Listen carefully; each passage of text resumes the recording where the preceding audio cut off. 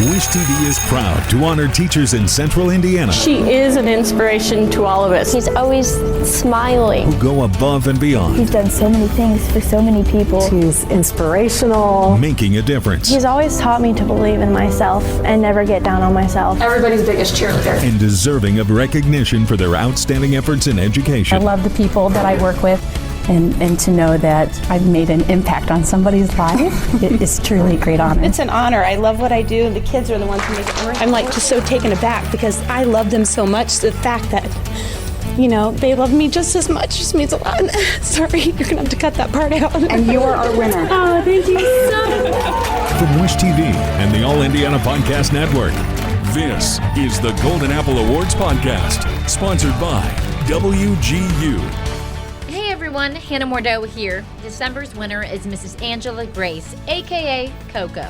She's new to teaching and started out as just an active parent in Warren Township. Now she's in the transition to teaching program and teaches STEM to middle school students. Almost 50 of those kids nominated her for the Golden Apple Award. It comes with a trophy, a school supply shopping spree, a surprise visit from our News 8 team, and new this year, a $2,000 cash prize. The surprise went really fast and was really emotional. So I brought Coco back here on the podcast. Mrs. Angela Grace, Coco, welcome to the podcast. Thank you so much for being here. Thanks for having me. So your story aired yesterday. What have you been hearing? How are you feeling? I'm feeling pretty good. I think like all of the attention from when you did the sneak peek the day before, and a lot of my family, older members, follow you. So on Tuesday night, you put something up and I didn't know. So my godmother called me and she's like, "Are you on the news?" And I'm like, "No." She's like, "Well, I seen something from Miss Hannah on the news and I think that she's talking about you." It was a good tease, man. So Wednesday morning, my cousin called. She's away in school. And she called and she's like, "Hey, don't you work at Creston?" And I'm like, "Yeah." She was like, "I think you want to give." And I'm like, "Oh."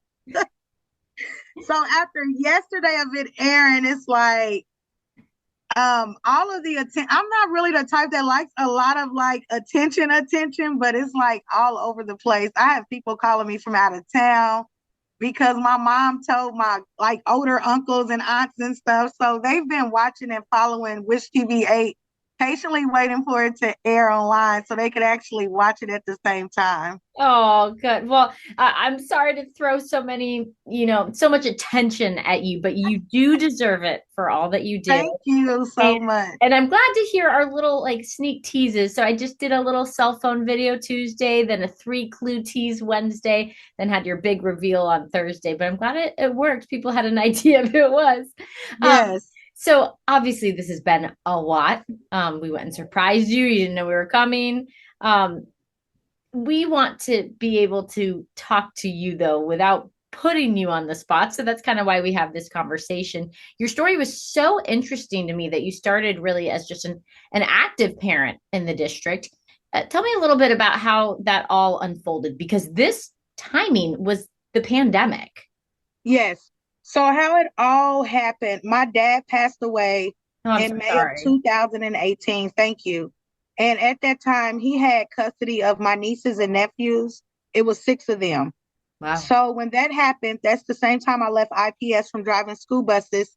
So they wouldn't be separated. I stood up and became a foster parent to them, plus my own 2 biological children. Wow. So at that moment in time, I'm like, I can't work, take care of 8 kids, be there at the church. I'm like, something has to happen. So I took a step out on faith and I told IPS, this would be my last year, which was June of 2018. Okay. So I did that. My husband at the time we were just dating. So at that time, the 3 older kids ended up moving with their dad because he was incarcerated. So he had got out, did what he had to do. They went with their dad. The younger 3 I kept.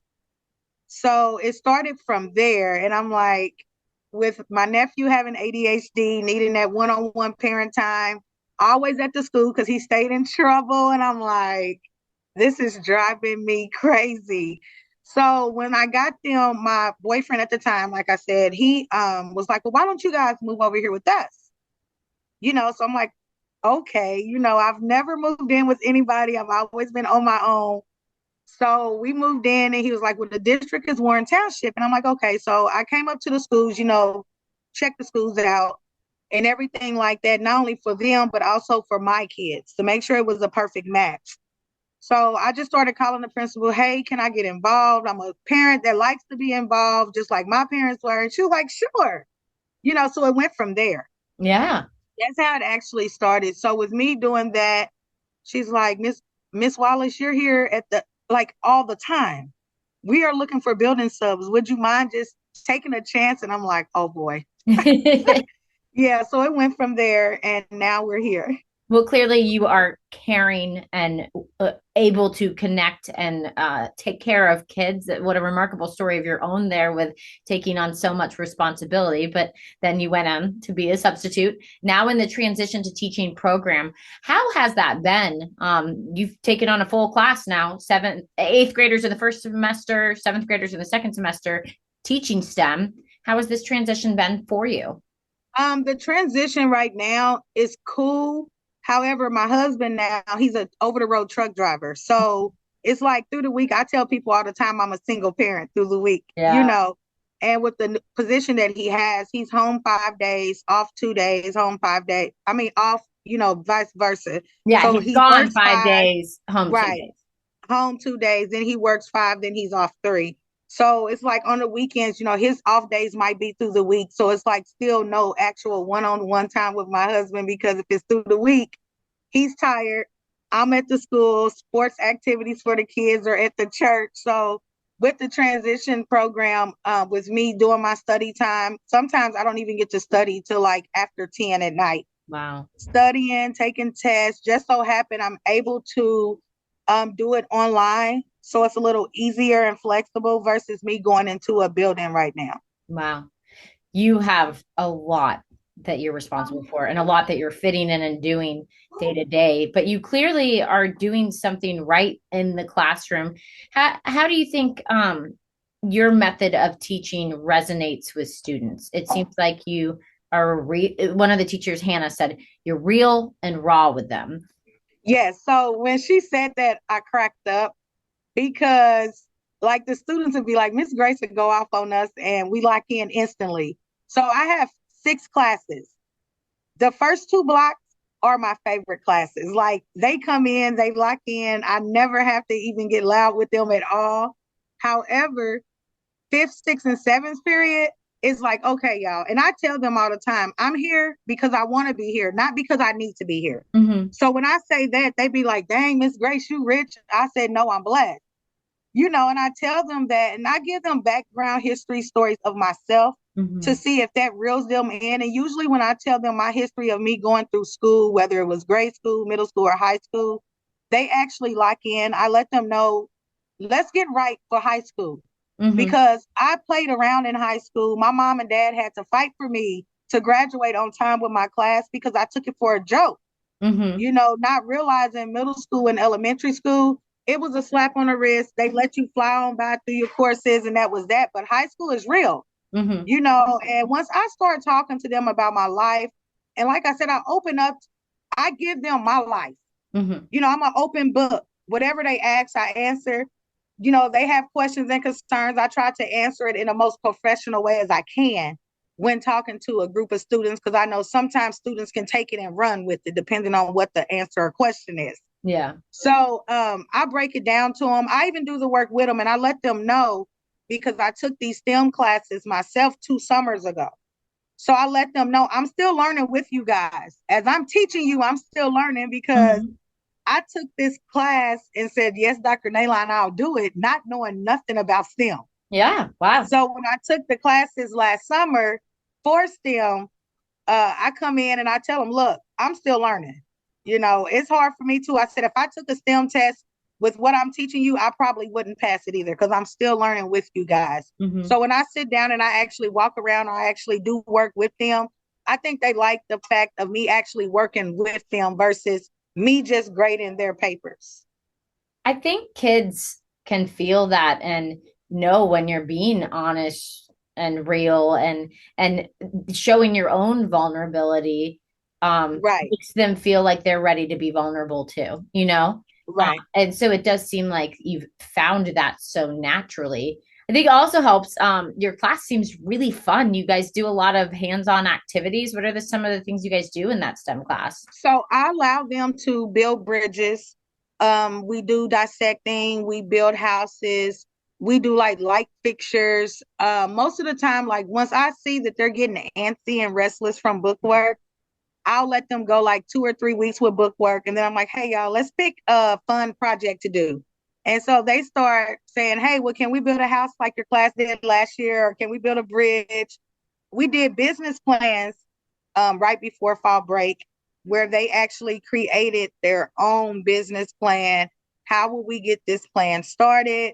What will we do to keep our business going? And that turned out really great because they realized that in order to run a business, you have to be prepared for whatever may come your way. Mm-hmm. So that really worked out well. And I think a lot of them are looking at, oh, so when I start a hair business, you know, they did demonstrations, videos at home. We had bracelet businesses and they would do like a video clip of how to make the bracelet and everything like that. So different things to keep them entertained and focused. I try to bring into the classroom so they don't get bored and they look forward to coming back to my class. I think that is an amazing way to approach the classroom and makes total sense. It looked like a lot of fun. I was so impressed with some of those houses actually in your classroom. Yes. And then they got all the furniture and whatnot too for them. It was really neat to see. You, interestingly enough, are somewhat of a perfect example of, I think in education, that schools are having to think outside the box to get teachers right now. We need teachers. We need substitutes. We don't have enough of them. You are an interesting example of that. How do you think people can learn from seeing your story if maybe they're not a teacher or if they've ever thought about going into education? I mean, what do you want people to know from your story in that realm? You have to have an open mind with being an educator within itself. I say all the time, talking to my sisters, because my sisters are actually educators as well. Interesting. You know, yeah. So we come into a situation where we notice some teachers are really here for a paycheck to pay bills, not realizing some of these babies need that love and care just from an adult so they can have their safe place. I've met several students that I didn't know that's really in foster care in my classroom, and I didn't know that. Mm-hmm. So when they talk and they're like, well, we just wish we could meet our parents, our real parents, you know, because they've been in foster care for so long. And then once they realize that 2 of my kids that they thought were my real kids, they're like, oh, so they'll talk to my daughter and they'll ask her, like, how's it like being a foster kid on your end versus my end? She said, well, I still see my mom. Mm-hmm. You know, I don't know who my dad is, but you have to have an open mind with dealing with kids because you want to make sure they have that safe place. You don't know what they're going through every day at home when they go home if they're eating. I have several kids. Miss Grace, you got some snacks? Yeah. Miss Grace, you got some snacks? So, you know, I go out and I buy chips, stuff they like because at home they don't get it. Mm-hmm. You know, it's strictly like veggie foods or something simple or probably just eating ramen noodles. I mean, I have kids that I've brung in like a whole meal because they're like, you know, we don't have this at home. Mm-hmm. So you have to have a love for children, first of all. Yeah. Because if you don't have a love for children, I tell people all the time, children and senior citizens are my favorites. That middle age, I'm like, I don't want to fool with them, but children, I love children. You have to have a love for children in order to do what I do. If not, it would never work. You can tell that you do have that love for children. I mean, just even your life story, if you didn't get into teaching after it at that 2018 point would have shown that. Right. But I think that is interesting what you're saying. Like it's hard. You can't learn if you're not fed or cared for first. So right. It kind of seems like you need to be in tune with those things with every student and make sure those needs are met before the learning can even begin in the classroom. Right. Do you, it's obviously very hard work, and we don't want to belittle that, but is there any encouragement you'd give to people who worry like maybe that's not the amount of work I could take on? I would say keep the faith and pray. Prayer is my number one go-to. Being a child of God, I go to God, and like I said, this wasn't my plan at all. This was not my plan. I was ready to continue to be a stay-at-home mom and just work at my church only. However, it was God's plan. God said to me, even with me saying, the kids are just bad, and I don't like to say the word bad, I say misunderstood. Mm-hmm. So I would say that you have to have that rock to hold on to in order to keep something like this going, realizing the kids need us. And if they don't have us, who do they really have? We need something as a loving community for our youth. It's too many of them leaving this world at such a young age. And when I hear it on the news and I say, I have kids this age, what can I do as an individual outside of being a teacher, a mom, a youth director? What can I do to keep these babies out of harm's way? I think of different things, and I just ask God, and I'm like, God, be like, just stay at Creston. You're good. They need you at Creston. Stay there. And I'm like, okay, I hear you. Then I hear my dad talking to me because he was the same way. He loved children. Yeah. So, and I think that's where I got this from, the love that my dad had for children. It's the same way. My dad and mom were both foster parents as well. So I think that's another reason why I'm in the situation that I am in. Has it kind of turned into that an extension of your work as the youth director at your church, which you still do, 6 days a week? Has it kind of turned into an extension of that work that you already were doing? Yes, it does. Because actually at church, I have kids at church that be like, can I come over? And I'm like, Lord have mercy. No, not this weekend. At church on Sundays, if we're not doing children's church in the back with the youth, I have like a whole row of kids just sitting with me at church. And I'm like, their parents be like, they don't have to sit with you. I'm like, oh, it's okay. It's fine. After even like was my pastor, he saw the clip in yesterday and he called me. He said, that was amazing. So just like I will say this over and over again, you have to have a love for children in order to do what I do, because if not, it wouldn't work. I hear teachers complain daily and I'm like, well, why are you here? Like I really question it. Why are you here? Whether the kids are acting up or not, you continue to come back. So is it just for the paycheck, which yes, we all have bills. However, if you don't have that love and can't give the kids the nourishing care that they need while in your care for the 8 hours that they're here, this job is not for you. Well, clearly you have that love for the children. And I do hope, I know it was a lot of attention on you, I hope you felt some of that love from them back at you, because I was amazed. I'm the one that goes through the initial nominations, and I was amazed to see so many nominations from kids and students. I mean, you got almost, I did my best to count them out. I think you got a total of 49. So I said almost 50 nominations for this award. I did find out a secret of how I even got nominated. Okay. I have a daughter in high school, and she's in the publications classes over there. Okay. And I think they were showing like little clips of Channel 8, and she seen the nominee thing come across the screen. And she said, Mom, I bet I can tell you how this came about. And her teacher, she emailed her teacher, and her teacher emailed me. And she said, do you even know why you got nominated or how? And I'm like, I didn't even know about this stuff. She said, well, your daughter asked me, do I think it would be a good idea, just to send. So a lot of the students here lives in my neighborhood.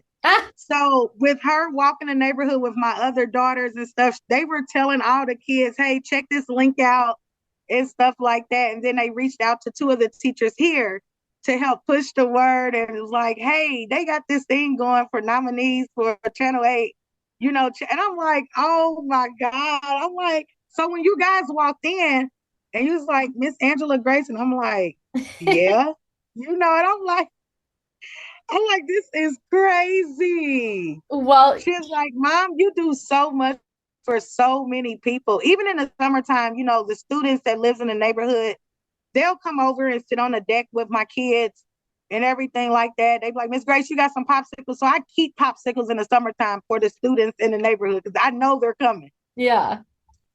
Yeah. Well, her mission clearly worked. I was really impressed, and I loved seeing every single one. We couldn't even highlight them all, obviously, but it was really nice seeing all of the nominations from the students. You could feel that they love you too. And I hope with all of this, you felt some of that love with the story. And I know it was a lot. But I had parents actually reaching out to me on Facebook, sending me messages, and they're like, my child talks about you so much at home. And I've never met you in person. I know we do communicate through email when something's going on. There's like, my kids really, really love you. I had a set of parents yesterday at the basketball game come in with this big old package for me. And that was another embarrassing crying moment. And I'm like, oh my God. So I'm just glad, the families, I've built so many relationships with the moms and dads. Mm-hmm. To where they'll call me on a weekend. Hey, Miss Grace, we're doing a barbecue. You and your family can come over. I've gained a lot of family from my students, and I love it. Oh, well, I am so glad to hear that you're feeling that love, and we loved telling your story. So thank you again for letting us surprise you, bombard you, and for this conversation today. We really do appreciate it. Thank you for having me. I really do appreciate it. Congratulations to Mrs. Grace, aka Coco. She truly is a safe space for students, and it was a joy to surprise her. From Wish TV, I'm Hannah Mordeau. We're going to continue honoring teachers in Central Indiana who go above and beyond to make a difference in children's lives. So if you know a teacher who deserves recognition, please nominate them for the Golden Apple Award. It is so easy to do. Just send in a detailed nomination at wishtv.com/goldenapple and listen for the next winner right here on the All Indiana Podcast Network. The Wish TV Golden Apple Awards are sponsored by WGU. Nominate a teacher and learn more at wishtv.com now. Be sure to follow and subscribe to this podcast and discover even more great podcasts now on the All Indiana Podcast Network at allindianapodcastnetwork.com.